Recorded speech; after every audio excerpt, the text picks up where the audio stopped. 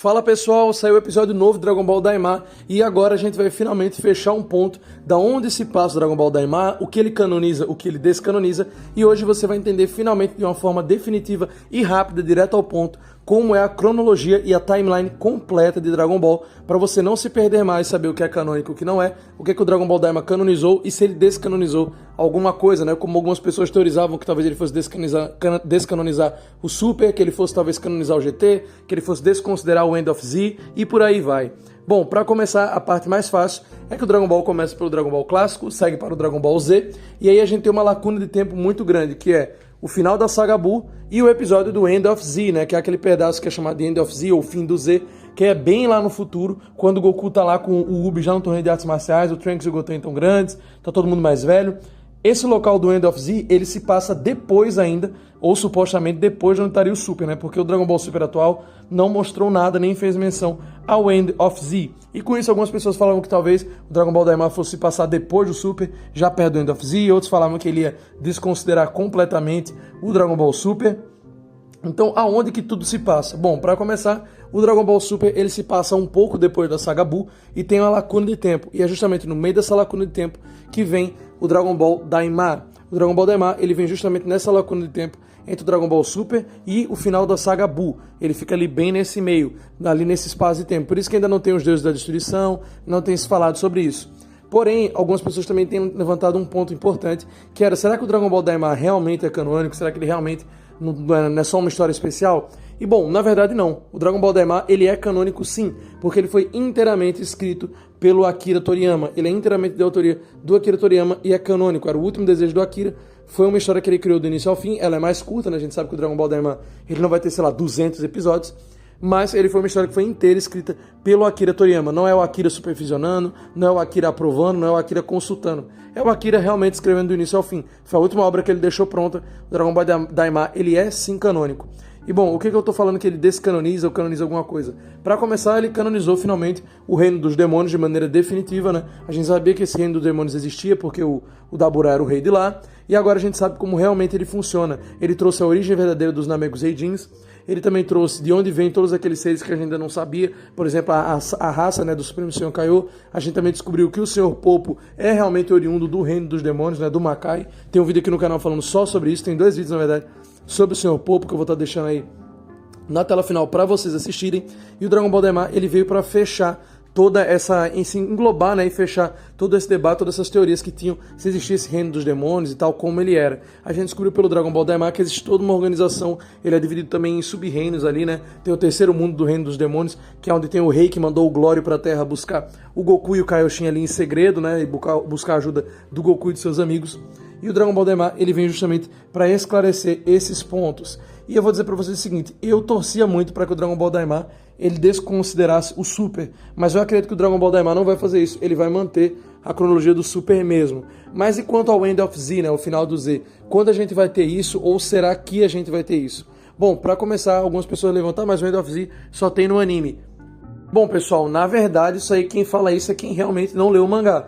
Porque se você for no Dragon Ball, você vai olhar que no lançamento de capítulos, você vai ter na linhagem original, no capítulo 519, e já na linhagem do mangá dividido em Dragon Ball e Dragon Ball Z, você vai ter no capítulo já da saga Dragon Ball Z, no capítulo 325, você vai ter, né, a aparição desse End of Z, que lá é chamado de Adeus Mundo Dragon Ball, ou Bye Bye Dragon Ball World, né, em inglês.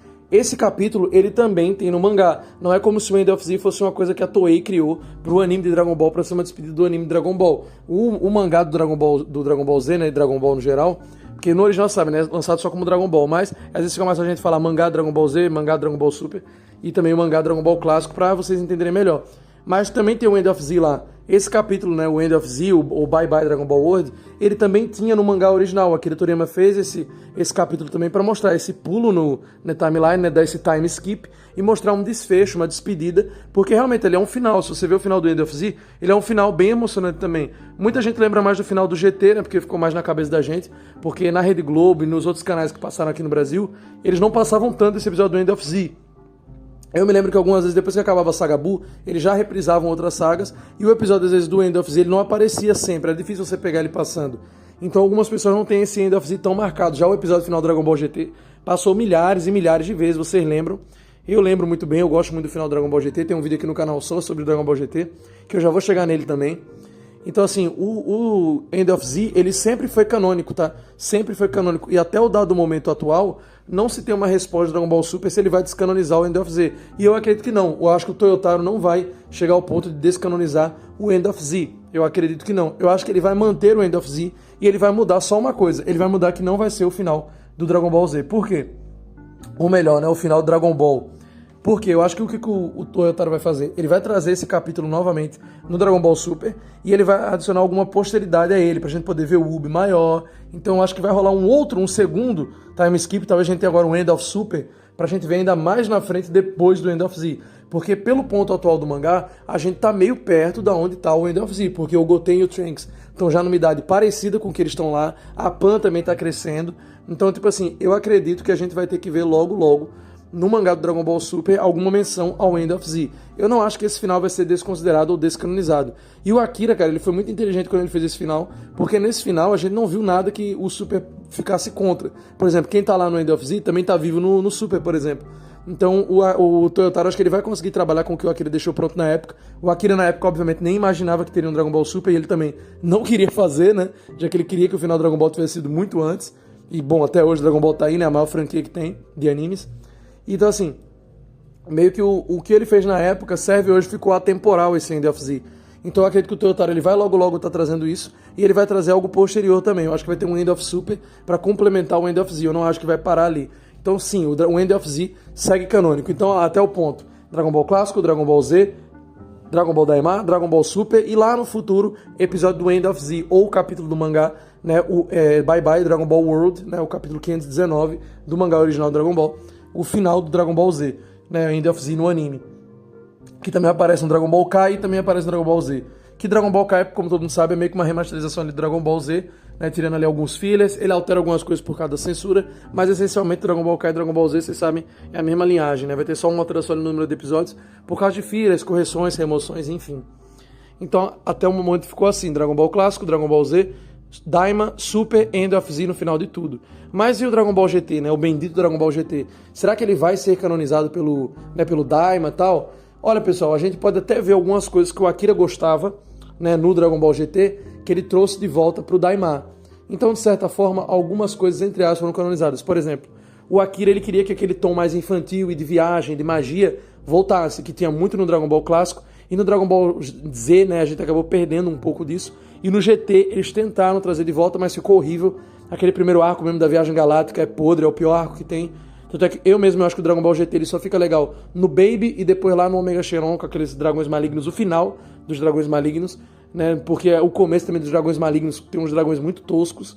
Então assim, o Dragon Ball GT no geral, ele tem mais coisa ruim do que coisa boa. Apesar de eu já ter feito alguns vídeos aqui no canal falando da parte boa do GT, é o mínimo, né? A maior parte do GT ela é bem ruim, bem fraca, vocês sabem bem disso. Então assim, o Dragon Ball Daima, o que o Akira tá fazendo?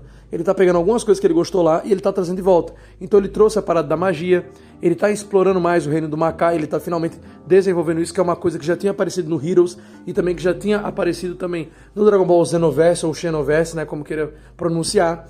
Como vocês vão saber muito bem, no Dragon Ball Heroes a gente tem aquela questão do poder demoníaco. E esse poder demoníaco ele pode estar aparecendo agora também, né, no Dragon Ball Daima. E muito provavelmente ele vai aparecer, porque já foi mencionado pelo Goma que ele quer aquele terceiro olho demoníaco. Provavelmente esse terceiro olho demoníaco ele é uma distorção, né, do poder do clã dos três olhos, que é o clã que descende o Tenshinhan, que eu já fiz um vídeo aqui no canal explicando.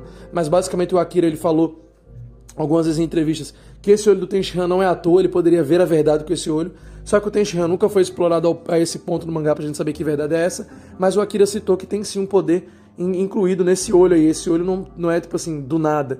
Tanto é que em todas as mitologias que você for procurar, o terceiro olho tem um significado sempre ligado a algo como transcendental. Quem desperta esse terceiro olho, ele ou atingiu a iluminação, ou ele de alguma maneira transcendeu de alguma forma, né, ao conhecimento humano natural. Então o Tenshinhan com esse terceiro olho, ele tem algum poder que ainda não foi mostrado, mas talvez no Dragon Ball Daima seja mostrado. O Tenshinhan tem uma chance ali de brilhar, de ter algum destaque. E a gente vai ver a distorção desse terceiro olho, que é o poder do terceiro olho demoníaco, que o Goma, né, o Rei Goma, quer tanto. Queria pedir com as esferas do dragão, mas ele moscou, né? Ao invés de ele pedir logo, ele pediu pra rapaziada virar criança, ou melhor, né, ficar do tamanho de crianças, para eles não serem ali ameaças, né, pra ele. Então, isso aí, essas coisas do reino demoníaco, do poder demoníaco. Isso do Dragon Ball Heroes, Dragon Ball Xenoverse, foi trazido, foi canonizado. A família do Daburá também, né? O rei Aburá, que é o pai do Daburá, que foi o rei antes dele, também apareceu. A gente tá vendo agora irmãos do Kaioshin, né? A raça do Supremo Seokaiô ali aparecendo. Então a gente tá vendo uma expansão de coisas que no Xenoverse e no Heroes já tinham sido ali trazidas de alguma forma e estão sendo canonizadas, né, pelo Akira. Algumas coisas que ele gostava, que ele falava que ele curtia. Ele tanto é que naquele jogo Dragon Ball Online, que é mais antigo, mas alguns aqui vão lembrar, algumas coisas que o Akira não usou no mangá originalmente, mas que ele fez pro jogo e que ele gostava, que ele achava legal que teria no jogo. Por exemplo, a raça Majin, que lá no Dragon Ball a gente não teve uma exploração disso, mas lá no jogo Dragon Ball Online a gente tinha uma raça inteira pros Majin. E o Akira falava que era um conceito que ele gostava, o Super Saiyajin 4 que ele gosta. Então assim, tem algumas coisas que ainda podem aparecer. Como vocês viram, o Goma, ele fala bastante do Majin Buu e do Babidi. Então podem ter certeza que tanto a palavra, né, dos Majin, né, quem são esses Majin, vão ser explorados mais. O Majin Buu ele não apareceu ali citado só por ser citado. Acho que vai ter uma explicação melhor da origem do Majin Buu. A gente também vai saber mais, provavelmente, da linhagem do Babidi também. E vocês vão ver algumas coisas que apareceram nesses jogos sendo, entre aspas, canonizadas ou adaptadas pelo Akira. Mas o Super Saiyajin 4, eu até fiz uma enquete aqui no canal, e a maioria dos votos votou que acredita que o Super Saiyajin 4, ou pelo menos a maioria até o ponto que eu tô gravando isso, né? Não sei se depois virou. Mas a maioria tinha acreditado que o Super Saiyajin 4 vai aparecer em algum ponto no Dragon Ball Daima. Até por causa de uns sketches assim que apareceram, uns desenhos, entre aspas, que falaram que vazou, né?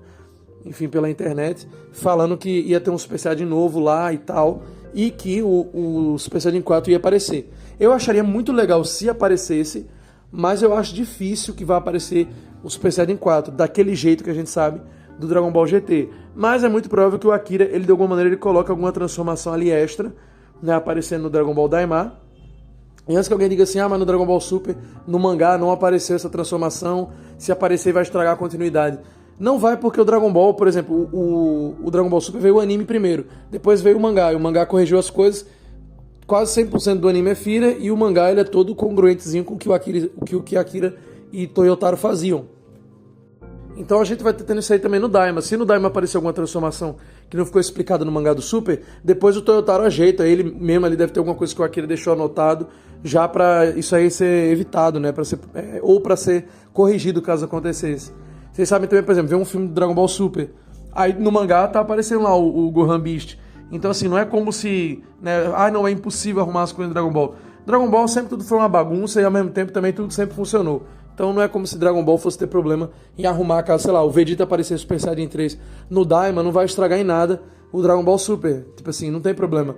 Depois o Toyotaro pode desenhar um Super Saiyajin 3 do Vegeta lá no Super, entendeu? Até porque eu acho que é meio consenso, todo mundo aceita que o Vegeta ele tem capacidade de virar Super Saiyajin 3, ele só nunca virou por necessidade, né? Porque, tipo, agora que ele tem todas aquelas formas, ele vai virar o 3 pra quê? Sendo que o 3 só consome energia e não vai deixar ele tão mais poderoso assim, né? Tipo, ele já tem o Dragon Ball, ele já tem o Super Ego, ele já tem o Ultra Ego, o Super Ego não, perdão, ele tem o Super Saiyajin God, o Super Saiyajin Blue, Blue Evolution, tem o Ultra Ego. Então, assim, pra que ele vai virar Super Saiyajin 3, né? Não tem muita necessidade. Então, assim, eu acho que não vai acontecer isso aí do Dragon Ball Daima descanonizar o Super, não, e tal. O Dragon Ball sempre achou um jeito de se arrumar, né? E, bom, e quanto, né, a canonizar o Dragon Ball GT? Pessoal, Dragon Ball GT eu já falei aqui no canal, assim como o Dragon Ball Heroes, assim como o Dragon Ball Xenoverse, como jogos, como os filmes de Dragon Ball. Dragon Ball GT, ele é uma sequência oficial feita pela Toei, mas não é uma sequência canônica.